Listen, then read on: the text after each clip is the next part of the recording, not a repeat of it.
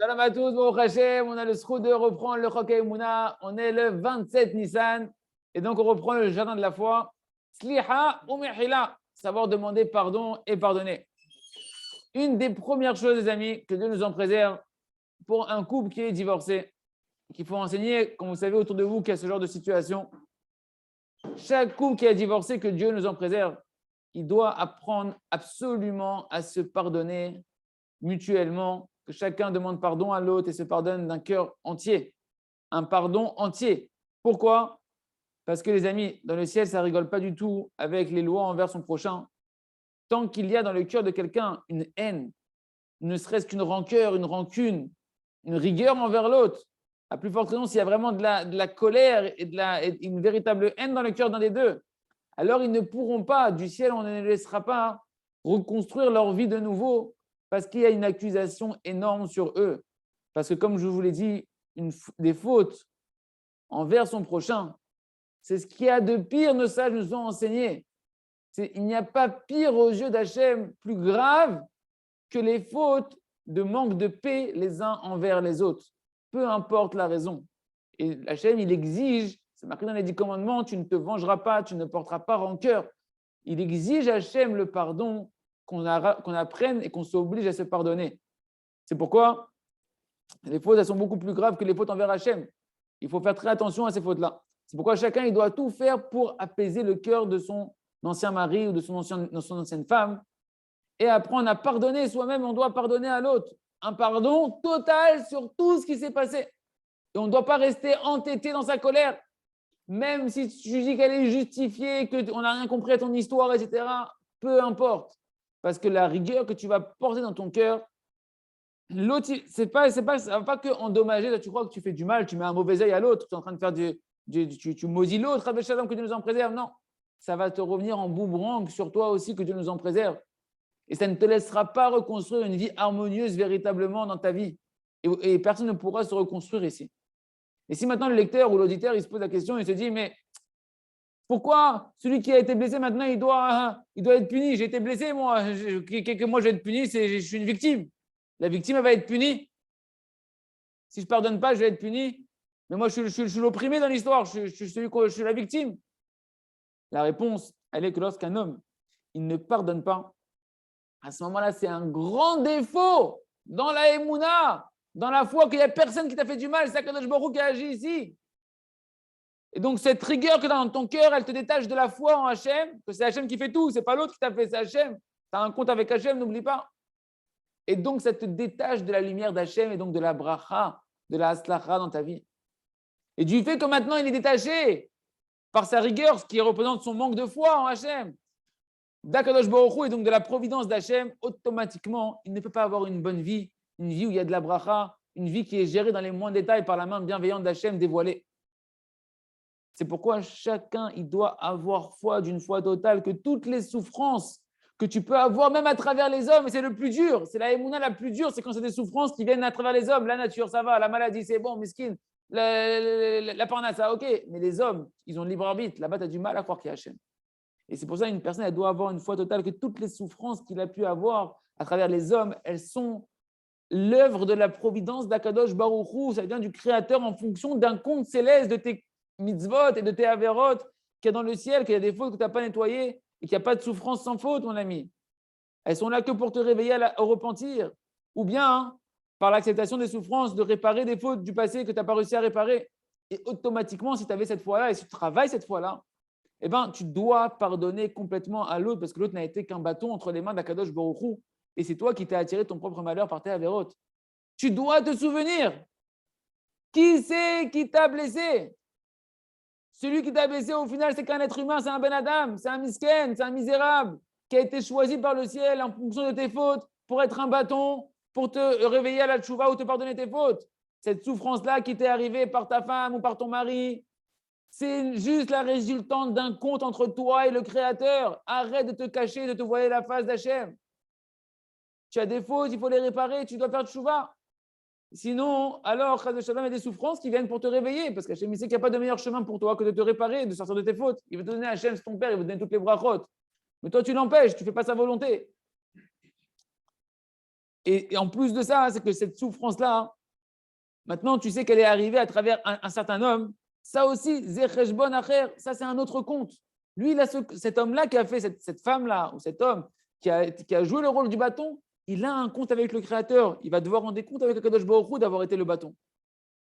Mais toi, si tu n'es pas prêt à pardonner, ça veut dire qu'en réalité, tu n'es pas prêt à accepter que ces souffrances-là, elles viennent d'Akadosh Baruch Hu en fonction de tes fautes. Tu n'es pas prêt à accepter le message d'Hachem pour toi.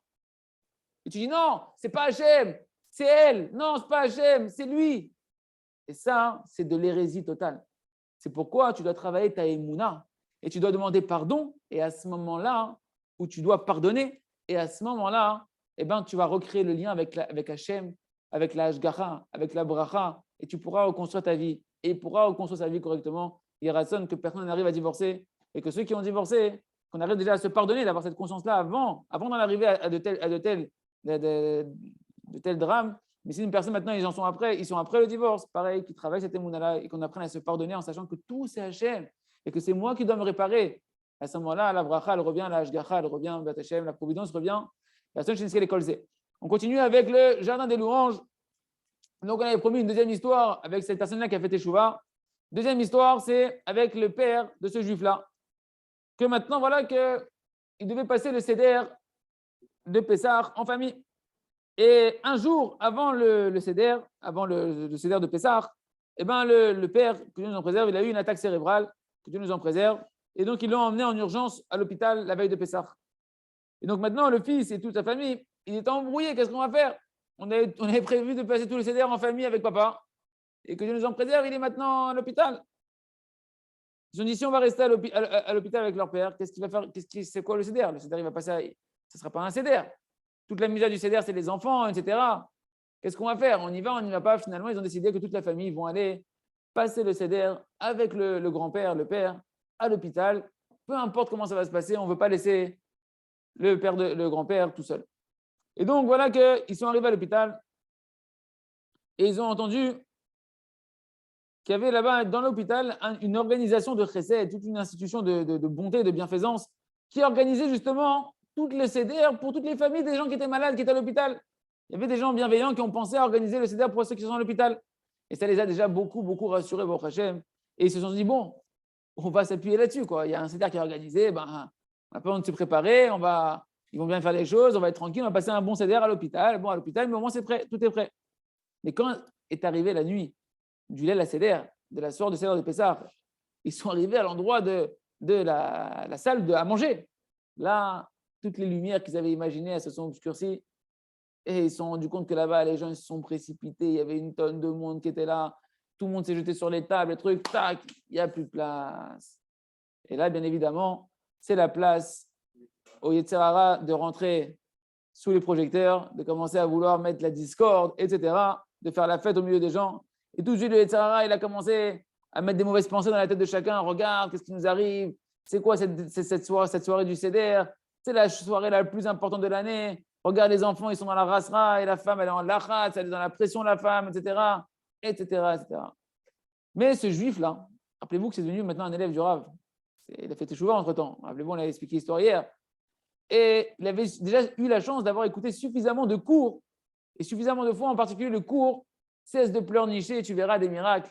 Arrête de te plaindre, tu verras des miracles. Tout ce cours qui est imbibé de toutes les paroles qu'on voit dans ce livre-là, du Jardin des louanges, des remerciements, d'apprendre à remercier sur le bien comme sur le mal. Et il a décidé d'accomplir ce qu'il a enfin étudié dans les Sfarim. J'arrête pas d'écouter les cours sur le remerciement. Et bien voilà, j'ai un exercice de mise en pratique. Et au lieu de pleurnicher et de se lamenter de sa situation, il a commencé à remercier. Merci Hachem, qu'on n'a pas où de manger. Merci à Kadosh Baruch Hu, qu'on n'a pas où faire le Seder. On ne sait pas où faire le Seder de Pessah. Toda Rabba Lecha Hachem. Toi, tu sais ce que tu fais, Hachem. Nous, on ne comprend rien. C'est sûr ce que tu fais, c'est ce qu'il y a de mieux, même si on ne comprend rien. Et comme ça, il a remercié. Et puis, soudainement, qu'est-ce qui s'est passé? Dans son cœur, et c'est ça, les amis, quand on est Bessimcha, le cœur et l'esprit, ils se libèrent et Hachem, il peut venir par ta émouna t'éclairer et t'indiquer les bons raisonnements à avoir. Et il rentre dans son cœur à ce moment-là, une pensée qu'Hachem il lui met, et il dit à sa femme, à ses enfants, bon, regardez, maintenant qu'on est là, dans cette situation, Hachem nous a mis ici, il n'y a rien à faire, on n'a pas de place pour manger. Ben, c'est quoi? Venez, on va aider les gens qui qui sont ici, venez, on va aider les malades à passer un bon CDR, etc. Et ils ont abandonné leur propre CDR de Pessah. Et ils se disent, venez, on va aller maintenant, on va aller chacun, on va aller réjouir les malades. On va leur faire un bel à la CDR qui passe un beau Pessah, ils sont mesquines à l'hôpital, etc. Et ça sera ça notre CDR. Ça sera de ça, hein, ce qu'Hachem il a prévu pour nous, d'aider les malades ce soir de Pessah. Et Béhémet, le remerciement qu'il a travaillé sur lui, ce travail de la MOA dans cette situation qui était très compliquée pour eux, ça a adouci toutes les rigueurs. Et d'un coup, vu qu'il n'y a plus de rigueur dans le ciel, sa femme, ses enfants, tout le monde a accepté son idée avec joie. Normalement, ce n'est pas évident. Hein. Ça va, c'est bon, tu nous as fatigués et tout. Non, ils ont tous accepté. Quand la femme accepte, c'est très bon chez les amis. Tout le monde a accepté avec joie ces paroles et tout le monde s'est mis comme ça à s'organiser. Tac, tac, tout le monde a essayé d'aider les malades. Et tout le monde s'est concentré sur une chose, faire de la bonté, donner à l'autre. Et ils ont oublié leur propre malheur, entre guillemets, leur propre problème. Et à Kharizman, après un petit temps comme ça, bon, le temps qu'ils aident les gens, eh ben, une table s'est libérée pour eux. Ils ont eu de quoi, mamash, eux-mêmes passer un beau seder dans la simcha avec toutes les mitzvot extraordinaires qu'ils avaient fait. Et on voit comment, mamash, ils ont dit merci, ils ont été délivrés de leur situation. Personne chez une trazek d'avoir la émouna et au moment et la conscience, au moment de l'épreuve que à Kol Zeme Hashem, ça fait faire beaucoup d'idbo des doutes, les amis, sans leur d'idbo des doutes. Au moment de l'épreuve, on oublie tous ces cours-là, tout s'envole. C'est pour ça qu'il faut faire beaucoup d'idbo des doutes. Et justement, on va faire tout de suite, on commence le livre à travers champs et forêts pour apprendre à faire cette heure d'idbo des doutes, travailler cette conscience-là, travailler cette émouna-là, d'avoir l'esprit clairvoyant au moment de l'épreuve, de remercier Hashem même sur le mal, et de voir après les délivrances qui arrivent. Donc, on continue avec le livre à travers champs et forêts. Ashgacha shebechol rega. Il y a une providence d'Hachem à chaque instant. Rappelez-vous qu'on parlait de ces fameux 24 tribunaux célestes qui siègent dans le ciel en fonction de chaque heure de la vie d'un homme et qui va déterminer les souffrances ou le bonheur qu'un homme il va ressentir à chaque heure de sa vie. Il faut savoir clairement, les amis, il faut être mamash conscient et se rappeler ça dans son heure d'idbo des doutes. Que toute chose qui fait mamash, qui dérange un homme dans sa vie, même la chose la plus légère, la plus subtile qui te dérange dans ta vie, que par exemple ça te gratte la tête, tu as une démangeaison dans la tête, une démangeaison dans le corps, tout ça, ça s'appelle déjà des souffrances. Que Akadosh Baruch Hu, à travers le tribunal céleste, ils ont décidé là-haut d'envoyer à un homme pour le réveiller, bitchouva, pour le réveiller à se repentir. Eh bien, et l'homme, il ne doit pas faire dépendre ça de la nature ou du hasard. Comme on voit que c'est marqué clairement dans la Gemara Choulin, page 7, Amar Rabbi Chanina, il dit Rabbi Chanina, si un homme, il voit maintenant un Adam, un homme, il ne peut pas, un homme, il ne peut pas lever le petit doigt en bas, ton petit doigt, tu ne peux pas le lever en bas, si dans le ciel, au préalable, on n'a pas décrété que tu puisses lever ton petit doigt. Comme c'est marqué, mais Hachem, c'est Hachem qui prépare et qui a affermi les pas d'un homme. Là où tu marches, c'est Hachem, il a déjà préparé où ton pied il va se poser. Ton doigt, il ne se bouge pas si Hachem n'a pas voulu que ton doigt il se bouge là-haut. Comme c'est marqué dans le Shlomo Amelech, il nous dit dans Michelet, et un homme, qu'est-ce qu'il comprend à son chemin? Tu crois que tu choisis, tu es là où tu vas, tu fais tout seul. Il n'y a rien qui se passe en bas sans que dans le ciel, on n'a pas décrété que ça se passe. C'est marqué comment dans la Gemara, Maseret Arachin, page 16. Jusqu'où vont les souffrances d'un homme? On avait déjà vu cette Gemara-là ailleurs. Jusqu'où on peut dire que c'est des souffrances que Hachem il envoie un homme pour le ramener Bilchouva? Rabbi Elazar, il a dit, un homme, lorsqu'il a demandé à ce qu'on lui fasse des coutures sur son vêtement, qu'on lui court un vêtement, et qu'il voit que son vêtement il n'est pas sur mesure comme il faut, ça le dérange un peu trop serré, un peu trop truc. Tu as voulu une chemise médium, on t'a donné une S ou une L, et tu te retrouves avec une chemise qui n'est pas à ta taille. Ça veut déjà une souffrance qui vient d'Akadosh Baruch Hu. Rabbi Shmuel Ben Nachmani, il a dit, ça va encore plus loin que ça, les souffrances. Hachem, il envoie un homme, la providence d'Hachem, elle est encore plus dans les détails. Que même si maintenant tu voulais qu'on te serve un verre d'eau chaud, un café chaud, et on t'a fait un café froid, on t'a fait un verre de froid, ou même tiède, ou bien l'inverse, quand tu voulais du froid, on t'a mis du chaud. Ça s'appelle déjà que c'est organisé par Hachem des souffrances. C'est des toutes petites souffrances, les amis, comme un Tov Hachem. Hachem, il appelle ça des souffrances pour nous réveiller Bitchouva et nous réparer nos fautes. Mar Beno Shel Ravina, il a dit, même si maintenant tu peux aller même jusqu'où dire que c'est les souffrances d'Hachem, ce matin tu as mis ton t-shirt et tu te rends rendu compte que l'étiquette elle est à l'extérieur, tu te dis ah là là là là. Ça commence bien la journée. Oui, ça commence très bien, mon ami. Hachem est en train de te pardonner tes fautes avec juste un t-shirt à l'envers. Si jamais tu vois la main d'Hachem là-bas, ça s'appelle des souffrances d'Hachem. Et dans la Braïta, c'est marqué là-bas, même si un homme met sa main dans sa poche pour prendre 3 pièces de monnaie, et qu'au final, il n'en a attrapé que 2 et qu'il doit remettre une fois encore la main dans la poche pour prendre la pièce, au lieu de te plaindre, dis merci Hachem que tu me répares mes fautes, tu me rappelles mes fautes, rien qu'avec ça, et tu n'as pas besoin de me mettre des baffes dans la tête pour que je fasse tes chouvas, merci Hachem. Ça s'appelle des petites souffrances. C'est pourquoi un homme, il doit rentrer dans son cœur, il doit injecter dans ses veines la émouna, que mamash, toute la joie, dans l'autre côté, toute la joie, tout le nachat, tous les moments avec ta femme, avec tes enfants, avec tes amis, tout l'équipe que tu ressens dans la Torah, dans la Tfila, dans la Slacha, dans la Parnassa, dans la santé, etc. Ou bien toutes les souffrances que tu peux recevoir ou les difficultés. Ce n'est pas un hasard. Il n'y a aucun instant, aucun sentiment de ta vie qui est lié à un hasard ou qui pourrait être une erreur. Tout est calculé et organisé dans la moindre détail depuis le ciel en fonction du jugement dans les 24 tribunaux célestes des 24 heures de la vie d'un homme qui sort à chaque heure. Comme ça, en fonction de tes actions, eh ben, on fait des répercussions dans ta vie, que tu as eu une vie harmonieuse, une vie bonne. Comme ça, on comprend, les amis, quel chizuk atzum, que mamage de faire la Torah et les mitzvot, c'est pas un pour faire plaisir à Hachem, c'est pour que toi, tu aies une belle vie, mon ami. Il y a un mécanisme ici, il y a un processus, il y a un programme interne. Et tu dis, ouais, moi, c'est à la chala, ouais, c'est pour préserver ma bouche, préserver mes yeux, ouais. C'est pas grave, tu es juste en train de mettre en place le mécanisme que les souffrances ou les cadeaux ils vont arriver. Le bonheur ou le malheur, c'est tes propres actions qui le font. Et d'où l'importance pour nous de faire tous les jours cette heure du des doutes, où quand on se juge en bas, il n'y a pas de jugement en haut, ce qu'on verra, merci Hachem, dans les prochaines pages. Que chacun fasse cette heure du des doutes et qu'il apprenne à adoucir les rigueurs.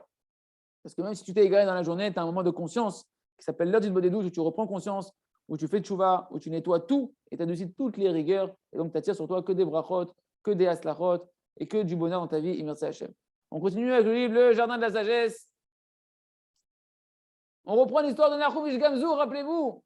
Nahum Ish Gamzu, qu'on aurait pu prendre pour un irresponsable, qui a envoyé avec le coffret de pierres précieuses pour aller voir le César, qui dort dans l'auberge, qui ne fait pas attention au coffret, il ne le protège pas, et que les aubergistes, ils viennent et ils lui volent son coffret, ils mettent à la place quoi? Du sable et de la paille dans le coffret. Et le matin, quand il se réveille, Nahum Ish Gamzu, pour aller en chemin, il voit que la boîte, elle n'est pas pareille. Il ouvre et il voit que maintenant, elle est remplie à la place des pierres précieuses pour adoucir les rigueurs, les décrets de l'empereur. Il voit qu'il y a là-bas de la poussière, de la terre et de la paille. Les amis, un homme qui est un tout petit peu conscient de la responsabilité que tous les sages d'Israël lui ont donnée. Nahum Ish Gamzu, qu'est-ce qu'il aurait dû faire quand il voit cette tragédie-là? Il fait Yehou, je sais pas, il fait ce que tu veux. Tu vois maintenant que ton trésor ici, que tous les rachamim de tout l'homme Israël, ils se sont reposés leurs espoirs sur toi pour que tu les sauves. Des décrets terribles du cruel César, de l'empereur, etc., de Rome. Tout le monde s'est fatigué, s'est sacrifié pour amener des pierres précieuses, des diamants, etc., qui ont une valeur énorme. Et tout maintenant s'est envolé en fumée.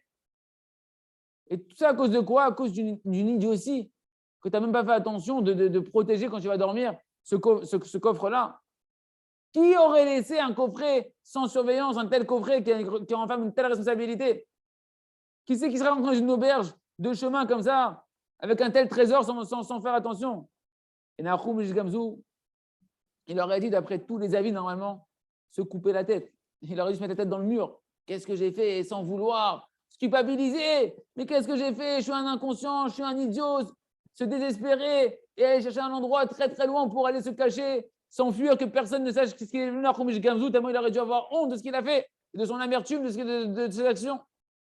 Les amis, le Rav est en train de nous donner ici une vision de cette Gemara-là, comment le fait de ne pas se culpabiliser et d'accepter la main d'Hachem dans ce que nous on aurait appelé des fautes que j'ai fait moi, que je dois me culpabiliser, comment de Nahum Ish Gamzu, qui était un tzaddik Atzoum, le maître de Rabbi Akiva, comment on apprend que la culpabilité, ce n'est pas le bon chemin et qu'on doit garder toujours la émouna, que c'est Hachem qui gère même tes erreurs et que derrière, il se passe un grand scénario positif d'Akadosh Baruch Hu si tu le suis.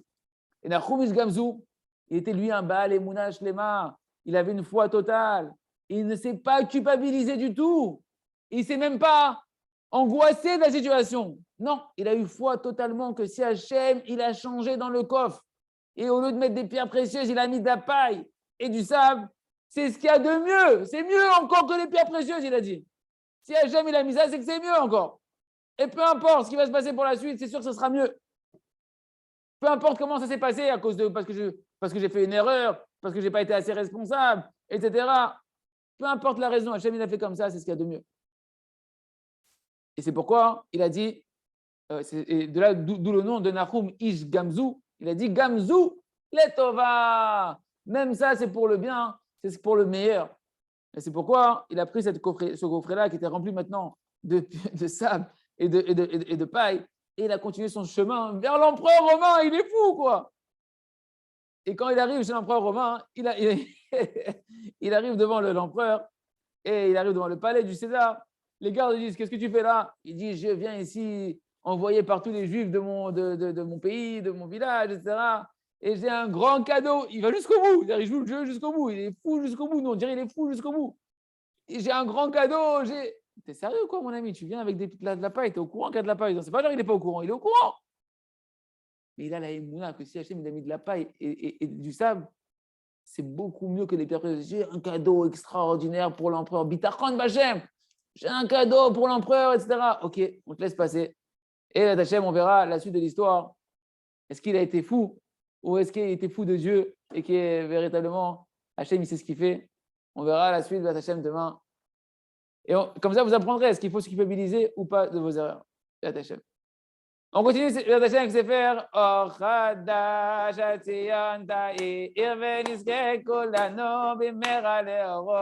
La vache rousse, les amis, Rabbi Nathan va nous donner un grand secret sur cette dimension d'être Baki Beratzo, Baki Bashov, de vouloir être expert dans les montées, expert dans les descentes, savoir quand crier vers Hachem, de vouloir changer, savoir quand dire non, mais je suis quelqu'un d'extraordinaire, j'ai des points positifs, etc.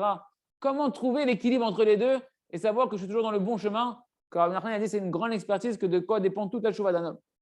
Dit le Rav, c'est interdit que le renforcement d'un homme, il affaiblit cette fille-là. C'est quoi le renforcement? C'est quand tu t'encourages toi-même, quand tu vois les points positifs en toi. Ça ne doit pas affaiblir ton cri de vouloir changer et progresser. Sinon, ça devient un renforcement de mensonges. Il y a beaucoup qui pensent que Rabbi Nachman, il a dit qu'il faut aller avec la Torah de Azamra. Il faut aller avec la Torah des points positifs. Dans la Torah 282 du côté Moharan. Alors, ils pensent que voilà, il faut tout le temps être Azamra, tout le temps les points positifs, tout le temps voir que les points positifs. Il ne faut pas voir le mal, il faut voir que le bien en toi. Mais attends, c'est-à-dire quoi? C'est-à-dire qu'il faut arrêter d'aspirer à changer. Ça veut dire quoi? Il ne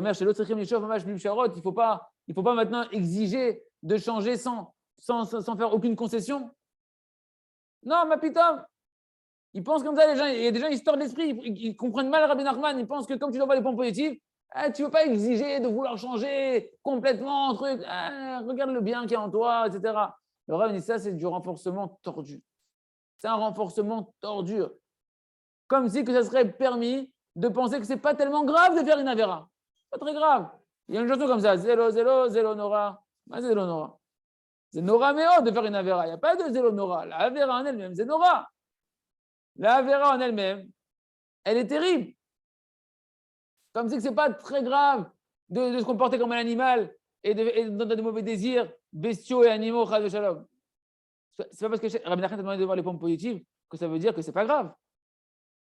Oh, il dit le Rav, malheur à celui qui se renforce comme ça et que ce renforcement, il lui tord son cerveau à tel point qu'il n'arrive plus à se corriger la personne et qu'elle ne sait plus ce qui est grave, ce qui n'est pas grave, ce qui est important, ce qui n'est pas important. Et c'est ce que Rabbi Nathan de Breslev, il nous enseigne dans Ilchot Ashkamata Boker, les Ilchot du matin, dans la première halakha, dans la lettre Yudbet, dans le 12, là-bas, ce qu'il fallait voir, c'est tout au début de l'écoute halachot, que la Itraskout de Rabbi Nachman, les amis, le renforcement de la Torah Reshpebet, de voir les points positifs de Rabbi Nachman, c'est comme la vache rousse. C'est quoi la vache rousse? Et écoutez bien pour ceux qui écoutent beaucoup Rabbi Nachman et qui, des fois, n'ont pas la chance d'entendre bien comment comprendre ça et que le Yetzirah, il rigole avec nous. Il nous dit, Rabbi Nathan, c'est quoi la vache rousse? La vache rousse, elle purifie ceux qui sont impurs, mais elle impurifie ceux qui sont purs. Ça veut dire quoi? Si toi, maintenant, tu te sens dans une situation, tu te sens sale, tu te sens impur, etc., c'est le moment de te purifier avec la vache rousse, c'est-à-dire de voir les points positifs, de te renforcer, de voir tout ce qu'il y a de bien en toi, etc. Mais quand tu te sens bien, quand tu te sens déjà, tu te sens quelqu'un de bien, tu vois le bien qui est en toi, tu n'as plus le droit de te renforcer avec les points positifs. Parce que la vache rousse, elle rend impurs ceux qui sont purs. Tu dois à ce moment-là crier à Hachem d'avancer. Et c'est ça que le Rav nous explique ici. Au moment où tu cries à Hachem de vouloir changer, tu n'as pas le droit de penser Baruch Hachem, j'ai des péoles, j'ai des akanes, j'ai une barbe, j'ai une kippa, tout va bien, à kol beseder, chas v'shalom. Au moment où tu cries pour avancer, tu ne dois pas penser comme ça. Est-ce que c'est pour ça qu'Hachem t'a créé? C'est ça qu'Hachem veut de toi? Que tu sois un animal à quatre pattes avec des péotes et une barbe? C'est ça qui veut Hachem. Nachon, tu dois te réjouir toute la journée que tu as une kippa. Nachon, Bemet, Ashrenu, Matov, Chelkenu, que j'ai une kippa et des péotes. Il a fait. Mais tu ne dois pas te contenter comme ça de rester un animal avec une kippa et des péotes. Ça ne doit pas affaiblir ton désir d'avancer, de t'améliorer, tes ambitions de changer. Sinon, c'est un mensonge total, cette Torah vue comme ça. C'est pourquoi toute la Hitraskout, le renforcement qu'on a appris dans d'autres farim, dans le Chok HaEmuna, vous voyez des renforcements énormes dans le jardin de la sagesse, etc. C'est vrai. Pendant les 23 heures de la journée, c'est pourri. Il n'y a pas de problème, on se renforce, tout va bien. Mais attention, ça c'est vrai, dès que tu as arrêté, que tu es sorti de la demi-heure et de l'heure du doute où tu cries sur ta vie, que là, oui, quand tu es sorti de cette demi-heure-là, où tu cries plus pour changer, là-bas, tu es obligé d'être Bessimcha Kolayov, d'être dans la joie pendant 23 heures. Il faut le faire, ce travail, c'est important. D'être toute la journée Bessimcha, de voir chaque point positif pendant 23 heures chez toi et chez tout le monde. Et en particulier, Davka, une fois que tu as fini de crier à Hachem de tout ton cœur, et c'est ça le danger, que la personne, des fois, elle peut rester dans cette sensation-là qu'il faut crier, changer, etc. Non, tu cries une demi-heure, tu cries une heure à Hachem. Et à ce moment-là, quand tu sors de là-bas, oui, c'est un renforcement énorme, extraordinaire, que tout ce qui va se passer, peu importe, au final, une fois que tu as crié à Kadosh Baruch Hu tout ton cœur, eh ben, après, tu dois voir les points positifs, tout est pour le bien, et que Kadosh Baruch Hu, il t'aime, etc. Mais attention, Assour, le Rav nous dit, c'est Assour, c'est un Issour Gamour Vechamour, que ton renforcement, ou que ta Emouna, ou que ton remerciement à Hachem sur le mal comme sur le bien, ils viennent affaiblir ton cri dans la prière quand tu veux changer tes mauvais traits de caractère et tes mauvais désirs. Les amis, c'est une grande expertise, c'est un grand art, l'art de la prière, de la hitbodedut, de la tchouva. D'être un Baal tchouva, c'est le travail d'une vie. Et c'est pour ça que Rabbi Nachman nous dit que c'est une grande expertise. Et il faut des grands enseignants pour savoir nous enseigner comment manipuler cette épée à double tranchant qui est le remerciement et le cri dans la prière. Car Béhémet, ils nous ont dit le sage. Tu pourrais me dire, le Rav nous dit. Les élèves sont venus me voir, ils m'ont dit, mais Rav, et c'est vrai, c'est embrouillant. Rav, vous nous avez dit qu'il fallait avec le remerciement, que tout est pour le bien, qu'il n'y a pas de mal dans ce monde-là, etc. Et que même sur le spirituel, il faut remercier quand ça ne va pas, etc. Et d'un coup, maintenant, Rav, vous nous changez carrément le fusil d'épaule et vous nous dites non, il faut maintenant crier Hachem, sortir du mal comme si que je vais mourir là-bas. Je ne comprends plus, il faut que je remercie, il faut que je crie que je vais mourir. C'est déroutant. Écoutez bien, le Rav, il leur a dit. Nachon.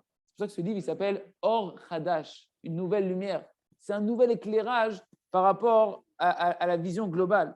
Mais ça ne vient pas contredire du tout. Pour vous, c'est un nouveau. Pour vous, c'est une nouvelle lumière, mais ce n'est pas une contradiction.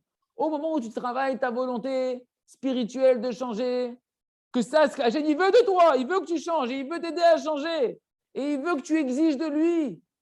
À ce moment-là, Mamash, tu dois savoir qu'Hachem, il t'a créé que pour ça, et le monde entier l'a créé que pour ça, pour que tu changes et que tu veuilles changer. Et là, tu dois crier de toutes tes forces comme sur ta vie. Mais une fois que tu as fini de crier, une fois que tu as fini cette demi-heure-là ou cette heure-là maximum de cri vers Hachem, alors c'est sûr qu'après, tu dois remercier Akadosh Baruch Hu pour tout ce qui va se passer. Tout ce qui s'est passé, tout ce qui va se passer, tu dois faire que remercier Akadosh Baruch Hu. Il faut commencer, il faut bien comprendre le Rav. Il n'y a pas ici une idée de contradiction. C'est comme la vache rousse. Chaque travail a son moment. Dans le service d'Hachem, chacun il doit savoir que chaque chose elle a sa place et son moment. Chaque conseil, il doit être utilisé au bon moment. Un conseil utilisé à un mauvais moment, ce n'est pas un bon conseil. Tu donnes à un malade un médicament qui marche pour une autre maladie à un malade qui n'a pas la même maladie, ce n'est pas un médicament pour lui, c'est un poison. Tu ne peux pas utiliser les mêmes remèdes pour les différentes maladies. Et donc, chacun, en fonction du moment de sa journée, son travail d'Hachem, il doit utiliser le conseil soit du renforcement, soit de crier pour changer. Et donc, c'est ça, la perfection du travail, du service divin. C'est savoir se réjouir et remercier et voir tout le bien qu'il y a en toi durant toute la journée. Mais d'un autre côté, quand tu arrives dans ton heure des doutes, tu arrives dans cette phase dans ton heure des doutes où tu es dans la demi-heure où tu vas crier à Hachem, là-bas, tu dois te battre de toutes tes forces, corps et âme, de toutes tes forces, de la mâche. Et savoir qu'à ce moment-là, assour de m'affaiblir avec de la Hitraskout. Et je dois chercher à monter. Et ça, ce n'est pas du tout une contradiction. Au contraire, c'est la perfection du service divin, c'est la perfection de l'enseignement de Rabbi Nachman. Et Rassem Shenitzke Lekolze, Chazak, Ben Itrazeh.